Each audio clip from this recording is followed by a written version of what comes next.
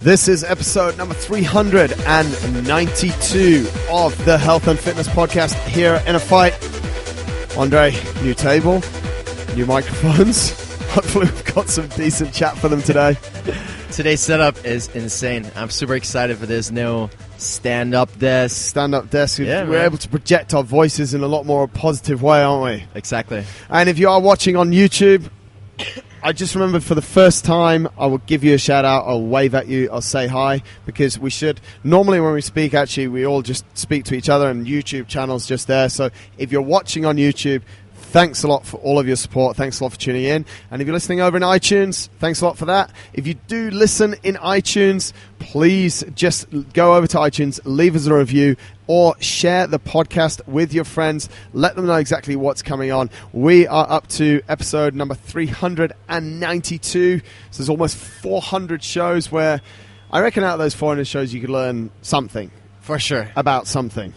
If you're ever bored, just go back, scroll down on iTunes and see what you can find. What we always try and do is try and put in the title what's in the show to try and catch your attention and let you know what it's all about. So go into iTunes and have a look. Mate, this is all about the listener Q&A. We obviously get a lot of questions from the listeners as well. Forgot almost to thank our show sponsor, Smith Street Paleo, who if you do go and rate and review the podcast, as we've been plugging for the last year, and some people have done, we will send you a bag of Smith Street Paleo goodies. We're also going to speak a bit later in the show about someone has asked a question about Smith Street meal plans. But, mate, the first thing is what is going on. And this coming Friday, which is tomorrow, we have the very first InnerFight Yoga Beach session. What's your thoughts about this? It's quite an interesting event because, I mean, here at InnerFight, we don't really do much yoga and meditation and stuff like that, and I think it's awesome that we're trying to kind of look outside our four walls and try to do other things, and I think yoga could give some good things to our members and in general to the community. So let's talk a little bit about yoga, mate, because I think the perception of yoga is probably changing a lot. Would you agree with that? Like what is yoga to you?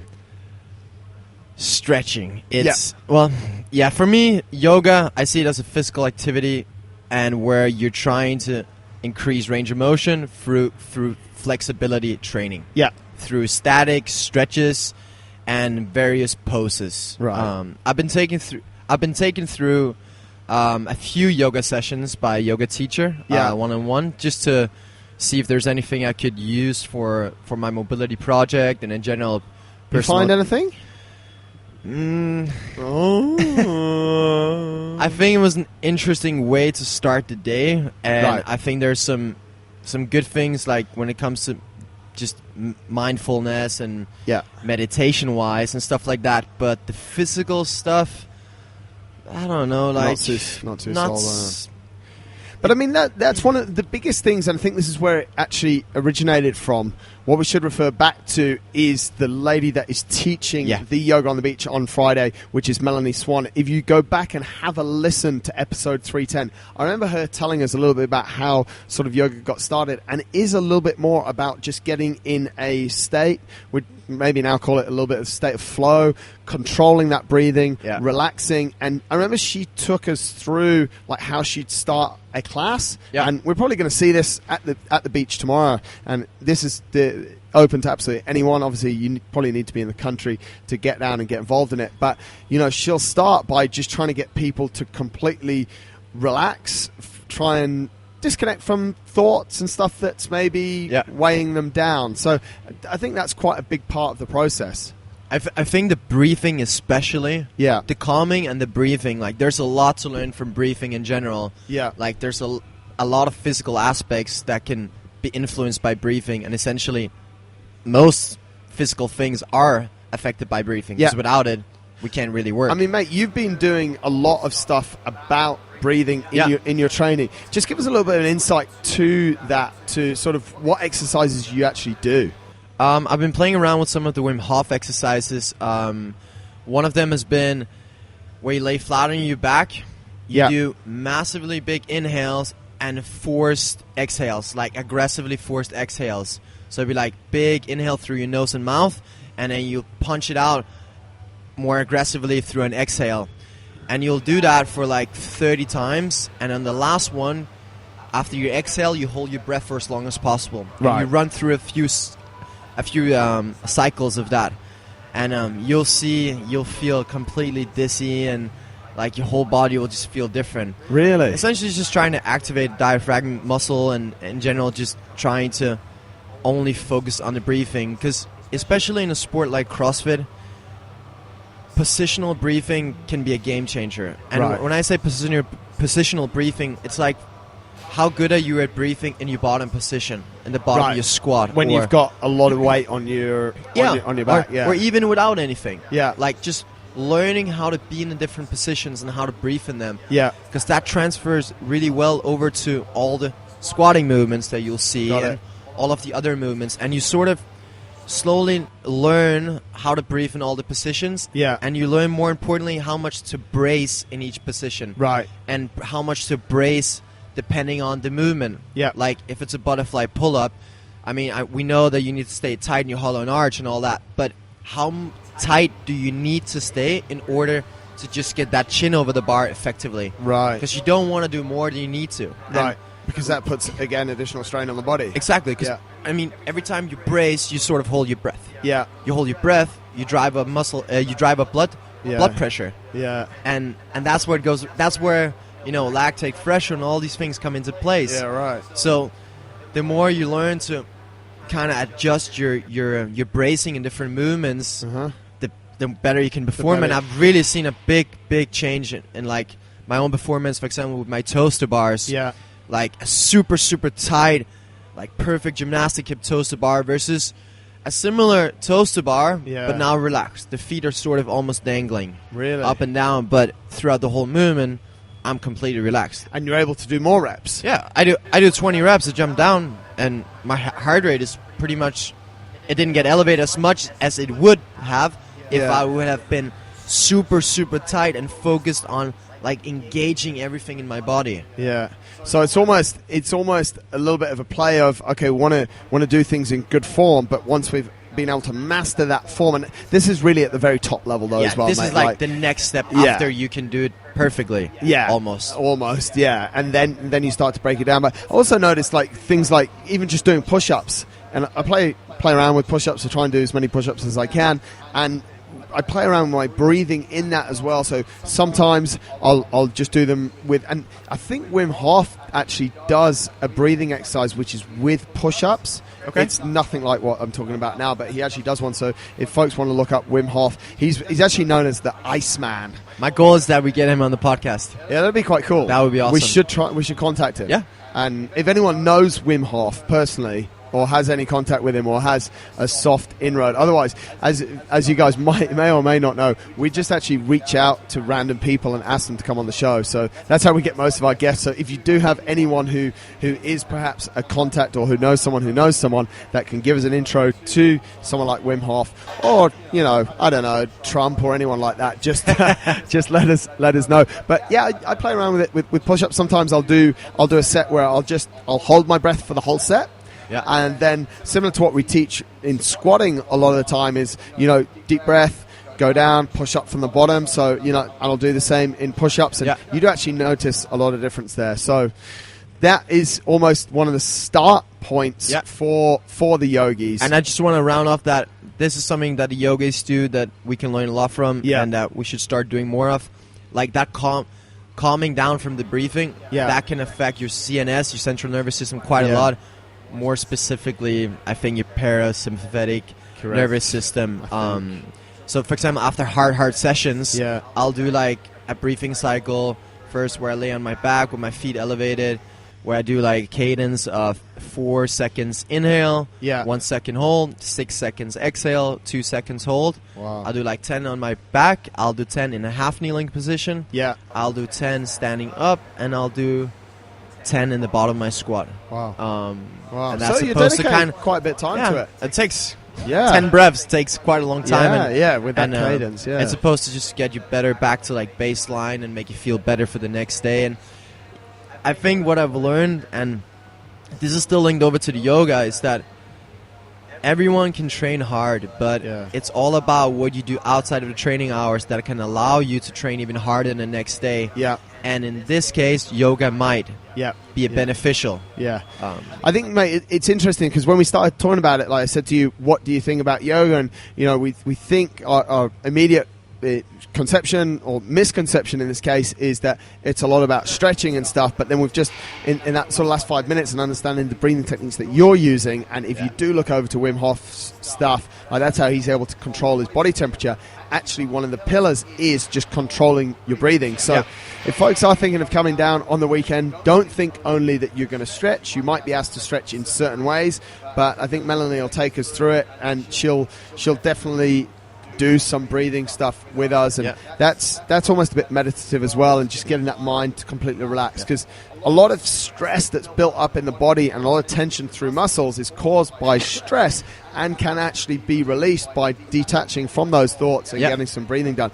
It's not that you have to do a lot of dynamic sort of fitness and stretching to get rid of back pain. You could just, you know, disconnect from your thoughts and breathe your way to a better feeling body. It's all linked together. Yeah. So if you're listening to this podcast today and you're in Dubai and you're thinking about coming tomorrow, but you're not quite sure, and we did not convince you completely, go back to episode 310, give it a listen, and hopefully Melanie can convince you guys to come down. Yeah. I'm sure there's going to be a lot of people, and it's going to be a good way to start your weekend for sure. Absolutely. It is. Mate, talking about other stuff that's been on, a few weekends ago we had the retreat.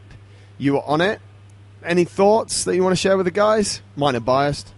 Next time there is a retreat, you should sign up. That's my thoughts. It was a really unique experience, especially because we didn't really know what was going to happen.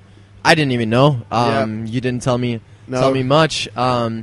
So just coming in there with an open mind, and I mean, there's the first test of the day. Can I share that? Yeah. Why not? 6 a.m. in the morning, we met up here at InnerFight, about 20 people. We're sat upstairs. Marcus and Heidi gave us a little introduction to what was going to happen in the weekend. Shortly, not too much information though. And then we had a little bag in front of us. Feeding.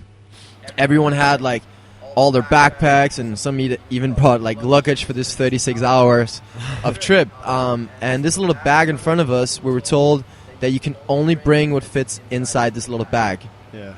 And we all just froze, like, we can only bring what we can put in this bag.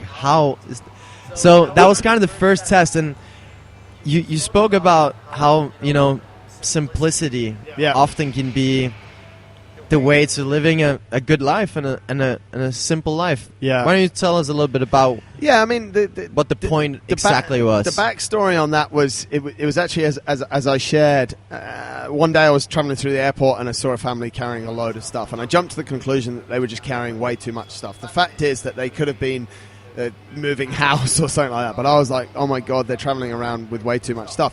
I never want to be that person, so I said to myself, I'm gonna spend the rest of my life traveling around with no more than hand luggage, no more than 10 kilos. The only excuse to that is when I'm going to play a sport that needs a little bit more baggage, such as ski gear or my bike, where obviously I'm allowed that excess baggage. But my personal belongings, I don't actually need more than 10 kilos. It's only what you can bring up in the flight, like so with only your what I hand can luggage. take in a flight. Yeah, and I've successfully done that for about 3 years now, and I try it's become a little bit of a game, to be honest, mate.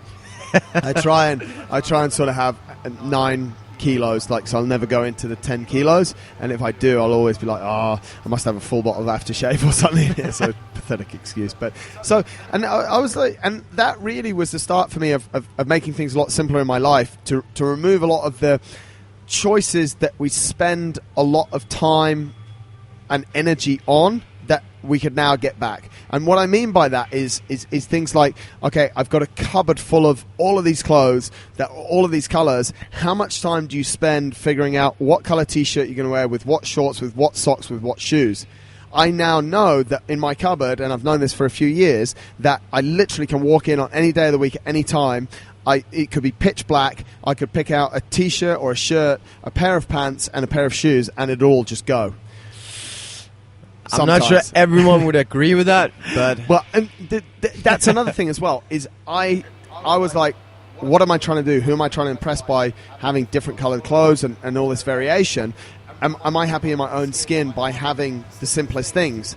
So what that enabled me to do is it enabled me to reinvest that energy and that time into the important things that matter. Why is this relevant to the retreat? We could talk the whole show about that and different things of it, and why monks just wear what monks wear and like give away all the possessions. And I'm not a monk yet. I'm not Robin Sharma either. But what I'm saying here is that for the retreat, we wanted people to essentially remove all these layers. We wanted to, what we were talking about the yoga, we wanted to get people to disconnect. Because what we were going to do is we were going to ask them deeper questions. We're going to ask them to think about their goals and their purpose and what they really want from their life.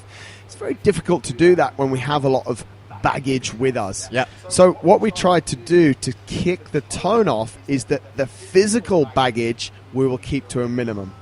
And we said it clearly, you're going to play sports, so you're going to need a set of sports clothes and you're going to need a set of relaxation clothes. That's all you're going to need.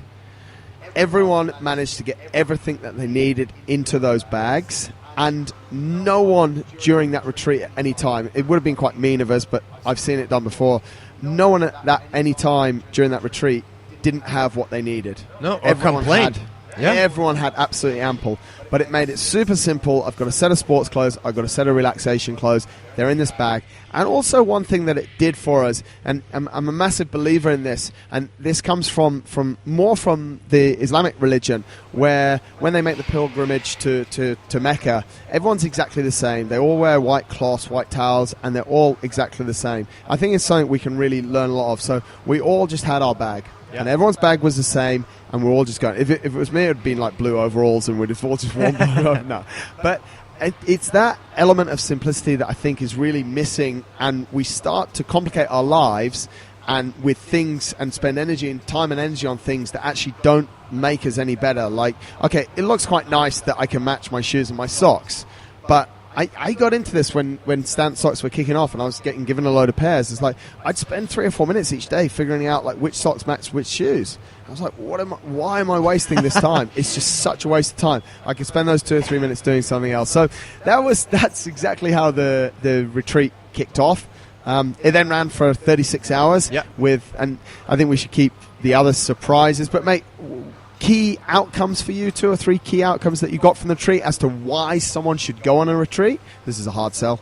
It's or an clearance. Easy sell. I mean, you get clear on what you want. You get guidance on your goals. Yeah. You get to share them and say them out loud, yeah. which I think was the biggest thing. It's very easy to have them all written down, but once you have to stand there and commit in front of a lot of people or share that with a lot of people, you might realize that either it's completely the right thing, that's what you want to do, or yeah. maybe it's not exactly what it looked like down on paper. Yeah. I think also getting to know a lot of other people on a deeper level and learning from their goals and their experiences has been huge. And listening to other people essentially was one of the biggest takeaways. Yeah, that was. I think one of the coolest things was spending time. And one other thing that we tried to do is declutter without the use of smartphones, cell phones, iPhones, whatever. And actually just sitting and listening and engaging in that conversation was something that was very valuable for me, and also I think for a lot of people. For sure. They are some of the takeaways. The good news is that we are having another retreat. We're actually working on 2 retreats right now. Okay. So retreat version 1, which is the retreat that you went on, there'll be a 1.2. So second one of those, which will run just after the Open finishes in April. Okay. And we're also working on Retreat 2.1, which is the first version of Retreat 2, which will be less people, which will be a different location, and which will dig a lot deeper into people's real purpose, real why, because that why is the reason why we're successful or not successful in achieving the goals. Yeah. We'll also have sports experiences in there as well. We're looking at locations where we can create some outdoor sports activities, and because there were some of the fun things that we did. I've seen the Kilimanjaro Trip. Kilimanjaro Trip, yes, is coming. That was actually motivated by one of the members, and there's actually we should have mentioned that. That's not even in our notes. How bad? Kilimanjaro Trip. We have about 20 people interested to go and climb Kilimanjaro, and actually by the end of this week, which this podcast is at the end of the week, we should have all the details of exactly how that looks. It's super interesting. It's about a 10-day trip down to Nairobi, and you fly over to Kilimanjaro, and acclimatization going up to 4,000 meters, trekking up in the day, and then you acclimatize, you sleep low, and there's all different ways to do it. But that's going to be a super interesting trip. My dad and I are probably potentially going to do it. If everything works out with his job, we're going to do it. So you're going to get it done. Yeah, it's super exciting. It's going to be super cool. So all that information will be out for people. Another couple of updates here, mate, before we dive into some other subjects. Big shout out, end of the month now. Congratulations to everyone who did the burpee challenge. I think we finished up with about 20 people that did the burpee challenge. At least. So those people are looking at the wrong table. Anyway, we'll sort that out. We shouldn't let that interrupt the show. And then the marathon runners as well. Wow. There's some cool stories there. Why don't you share some of the people that you've been programming for? Yeah, I had around 8 or 9 people that were in the marathon. The simplest thing is that we got a lot of people through the marathon just by making their strategy super, super straightforward, super basic. So they'd never run 42K. They're probably never going to run 42K again, but what they were doing is they basically would just run 3K at once and then a 2-minute walk, repeat that for 42K. The ones that followed it got a marathon. Shine got his first marathon. Boom. He ran at 7.5 minutes a K. At the start, he went a little bit faster, and we just broke it up. He finished in just over 5.5 hours, which is, it's just phenomenal, to be honest, what happened. And basically, the point is that we can get people through a marathon or a 10K like that very well and in a respectable time. The flip side of the coin is the people that just didn't listen to the strategy, went out and blew up about halfway through and had a horrible experience. Don't do that. So that was the marathon, but big shout out to Shine, to James Pikeway, Carlin, Rickson. There's a big Arij did the 10K. Yeah. She listens to the show a lot. Yeah, so a lot of people, and she's actually got a load more running goals. She's super hot, which happens after you do a challenge, in that you get super hot about it and you get a massive buzz, and they're all now into setting new goals. Pikeway wants to do another marathon. Carlin's got the triathlon coming up, so there's a load of cool stuff that's going awesome. on now, mate. We went through quickly that burpee challenge. Why don't you tell me what is the big purpose behind it, and how does an idea like that come up? Because I think a lot of people who are not in our community and not in our environment might question quite a lot of them, do not understand why you would do that. I think if you remember an InnerFight, you don't even doubt it. You're like, 1,000 burpees, why not? I'll do it. Yeah. It's actually quite interesting the way that the burpee challenge first came up, mate. And it was completely about marketing. So there was a guy who was a YouTuber from Saudi Arabia, super nice guy, Fahad Sal, and he sent me a message one day. He said, I want to get better at CrossFit. I have a massive audience. Can we do a barter deal? And I was like, yeah, sure. So you can come to our classes and you get us as much exposure as we can. And but come to me with some ideas. And he said, well, let me come and just join the classes for a week or so, and actually give him some extra training on the side. It was super cool. And he turned around to me and he said, I'll get you some exposure. We'll do a 1,000 burpee challenge. And he was really hot on Snapchat. In Saudi Arabia, Snapchat's really hot. He said, I'm going to put it out to my followers. And he has like 200. He has 500,000 followers on YouTube, and something like 200,000 on Snapchat. So he was kind of, he was huge on Snapchat, and they took a vote, and he basically, it was user generated, so his followers voted that I would go head to head against Carmen. Yeah, I would go head to head against Carmen for this burpee challenge. We'd do 1,000, they'd film it on YouTube, he'd do loads of live Snapchat updates, and it'd create a load of exposure. The bottom line is, we got a load of exposure through Saudi Arabia. Everyone knew us as absolutely mental. And literally the next week, people started coming in. Can I do the 1,000 burpee challenge? And me and boss sort of just looked at each other and went, yeah, and it just that's how it started. So at the end of that January, which was in 2016, it was 2016 or 2015, 2 or 3 years ago. We're like, well, that's it.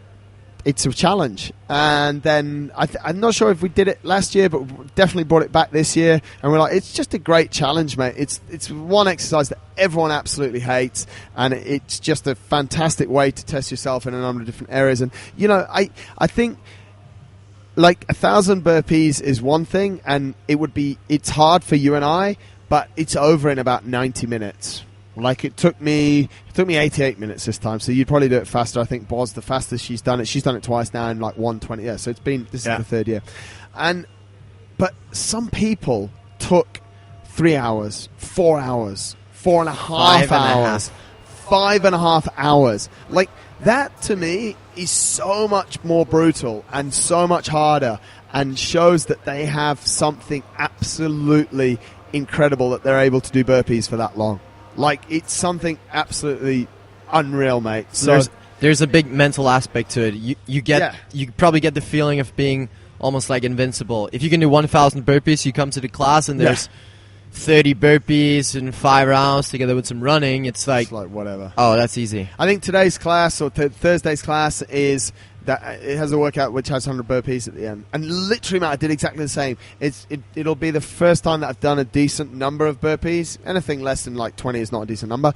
But it'd be the first time. I was looking at the program the other day. I was like, I think I might jump in the class on Thursday. What is it? And it finishes with 100 burpees. And like, I think prior to doing something like 1,000, it's like, oh my God, it's 100 burpees. But like a few weeks ago, I did 1,000. So I was like, oh, there's only 100 at the end. That's nice and easy. So brings perspective. Yeah. Mate, another thing that's kicked off, which is interesting, which is changing a lot of people's lives one by one, is the new part of the mobility project, which is the mobility class. You run it every Saturday morning, 8 o'clock. Talk to us a little bit about that. Yeah, every Saturday morning, 8 a.m., I run a mobility class for everyone who is involved with the mobility project. So that's the clients who are on a program where they do, let's say, 2 to 5 sessions a week already by themselves. Each program is individualized and very different, so it kind of depends on how much time they have and what exactly their goals and needs are. Right. This class is the general class where everyone can come who are on the program, as I said before, and we have a different focus for each class. Last week we had a lower body focus, we had an upper body focus before that, and next week it'll be a mixed focus basically. So we'll just cycle through it like that. We'll go through various exercises, and I'll be able to take everyone through each exercise and make sure that everyone is performing the exercise correctly. Right. Which as I've seen as being the biggest problem with the online program is that people struggle to perform the exercise correctly, even if there's photos and videos and explanations. What is that, mate? Is that just a little bit of tuning of awareness, like where you're actually at, some of the positions are? Yeah, I think it's a mix of like just body awareness and laziness. Yeah. If you really look at a video quite a lot, you should be able to figure it out. But that's one of the benefits of having a coach as well. Just move slightly like that, tip the pelvis, and you can feel something a lot better. It can be completely different. And you can only learn so much from a video or a description. Yeah. When we have somebody one-to-one there, it's a really big game changer, and I've really seen really good response in these classes, and we often do a little bit of testing before the class and after the class, and we get to see whether or not that class made an improvement, and that will tell me a little bit more about how we can adjust our program from there. And it's also a quite cool community experience. Like, I get to put everyone who's interested in improving, their movement capacity and movement range together, and they get to share a little bit of a time together. And often, it's people who come in the morning and in the evening, and they have never seen each other, even though they're members of InnerFight. Nice. And we get to put those together and have a good time. And it's a good start. Good start on a Saturday morning. They can jump into the class afterwards if they want to, or they can go straight out for breakfast, and that's cool. They feel good. So if you're on the mobility project, then that class is there. It's available for free for you. If you're not on the mobility project but you want to get on it, maybe ask Andre if you can visit that class as a free one-off, and then make sure you get on the mobility project. That's the thing. For sure. Mate, something that's come in from someone, and also I'm interested to hear your thoughts on this. We've been talking a lot about nutrition lately. We've got another show coming up next week, which is with Liam Holmes, show 394, which will be out next Thursday. Super interesting chat with him, all about nutrition. You did another show with Mike Malloy the other week, all about nutrition. Carmen has recently kicked off her nutrition coaching for our clients here in the gym, just helping them. I want to ask you, mate, from all of this talk about nutrition and from interviewing these guys about nutrition, I think we have one more person that we're going to interview about nutrition as well. Maybe not. Maybe. We might do. We probably will at some point. I want to ask you, the question is twofold. What are we learning? And then what is the application for the general population, for the members, for the people that are listening to this show, that let's generalize them and put them in a basket on their own. They go to the gym 5 times a week. They've got 2.4 children and they work 9 to 5. What have you learned over these shows and what Carmen's doing that we can apply to that general population? Go! That is actually really simple. Yep.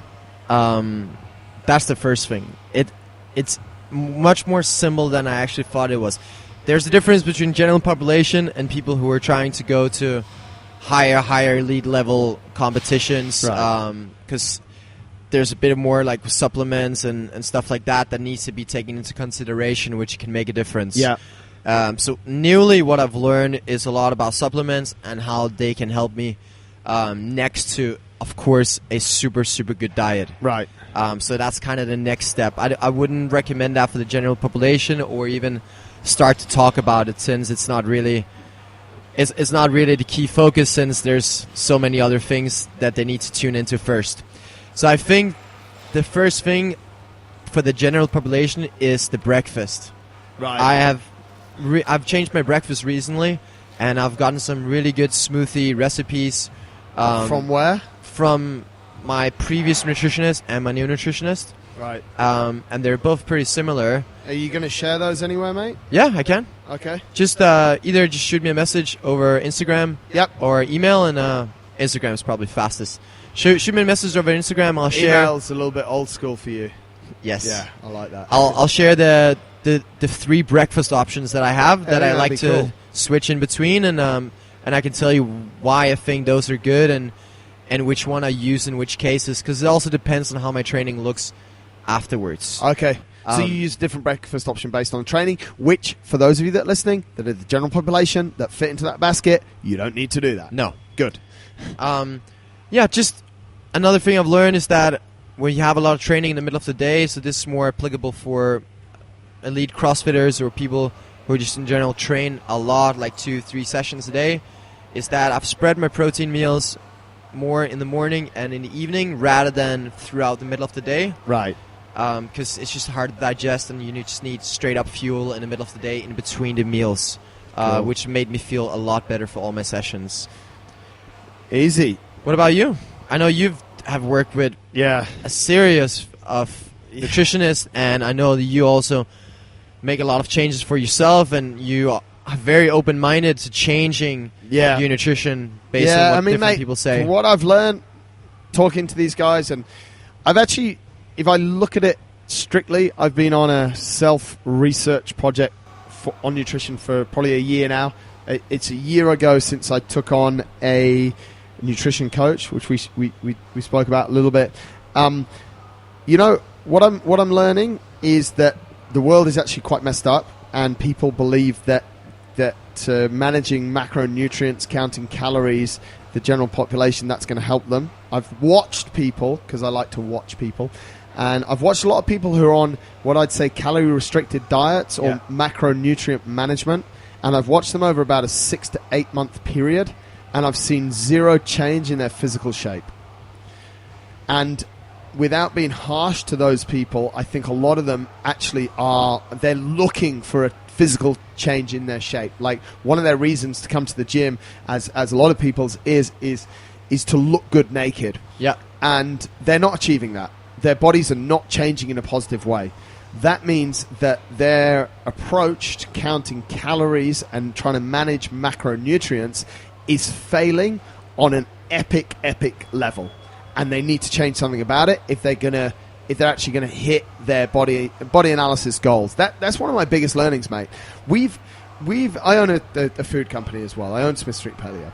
And at the start, we were like, because Paleo doesn't give a shit about calories or macronutrients. No. Like, literally, mate, when I still do it to a certain extent, like, I'd go to bed, before I go to bed, I'd have 2 big scoops of coconut oil. Do you know how many calories is in 2 big scoops of coconut oil? Over 1,000. What? Yes. So I would have close to 1,000 calories just before I went to bed. Now, you tell some person... I really had to work hard to say person in that situation. You tell some person who's on 1,500 calories that I've just had 2 scoops of coconut oil before bed, and it's over 1,000 calories. They would literally have a heart attack. I was 7 to 8% body fat when I was doing that. Paleo doesn't care about it. No. What's happened, though, mate, is that people, to buy into our meals, we've almost had to give them that information because we understand that the world's changed a little bit and people are looking at macronutrients.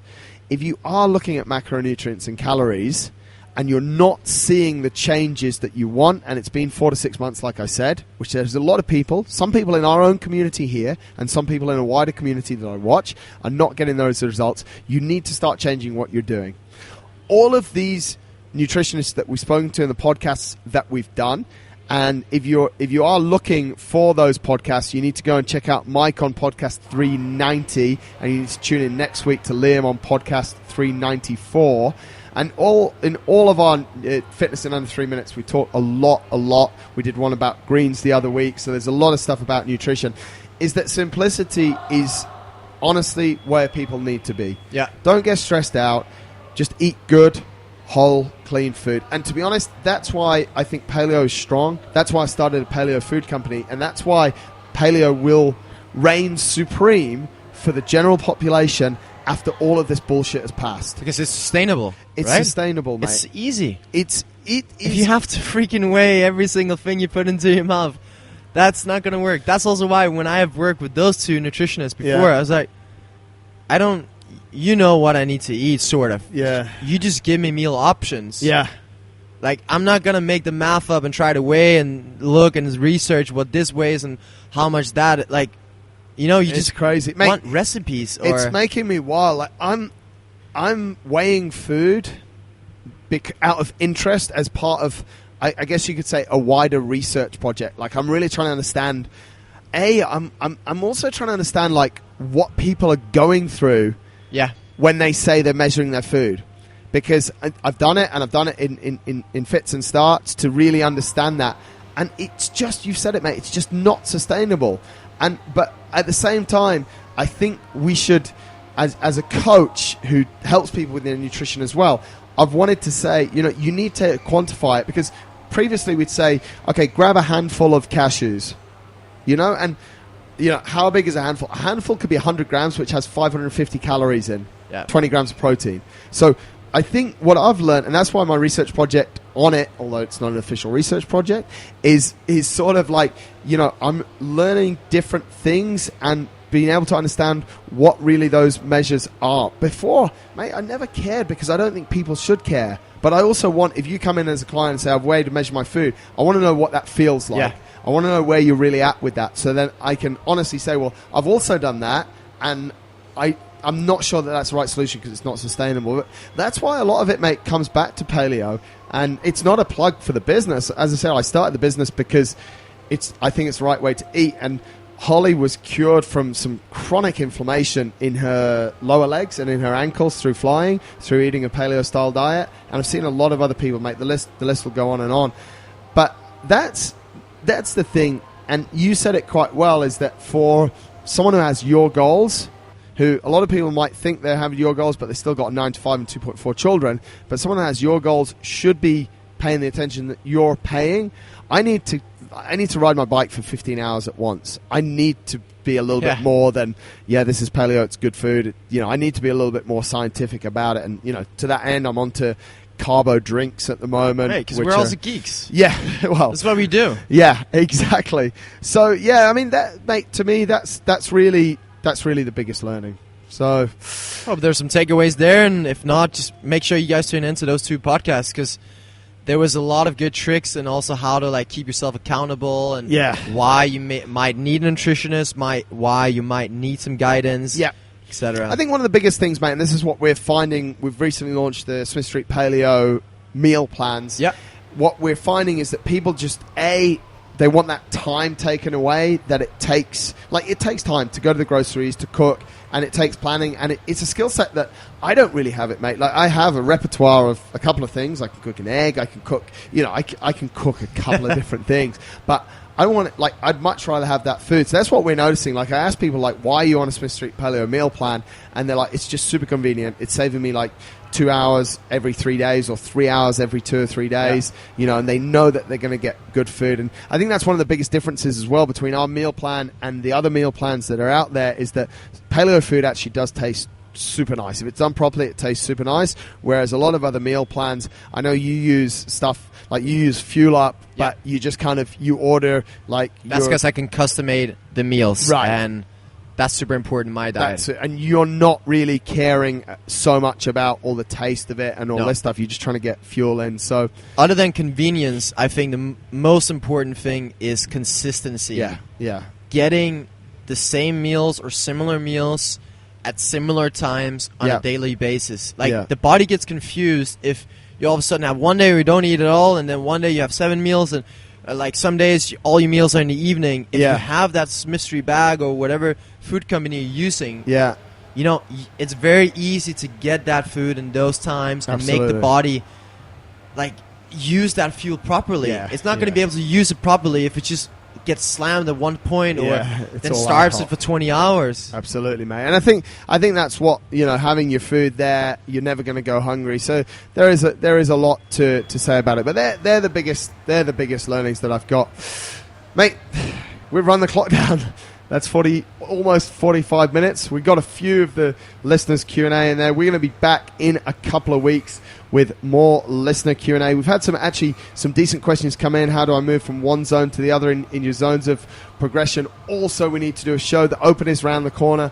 What should people be practicing? We've dropped that in a few shows before. We've got some really good questions. But, mate, that's it for this week. Yeah, and if you haven't got your question answered and it's super urgent, just shoot us a message over Instagram, either at Andre Houdet or MJD Smith. _Smith, please, sir. Oh, God. Mate, end of the show. You happy with the setup? Very happy. Big shout out to the guys that watched us on YouTube. We said we were going to do more of this and that and the other, and we've actually done more of this and that and the other, but there we go. So thanks a lot for tuning in, folks. Remember to check out the shows that happen on Sundays, the 3-Minute Fitness. They're super useful. Fitness in under 3 minutes. It takes you 3 minutes of your time, and hopefully it'll change your life. Yeah. That's it. Till next time. Take care.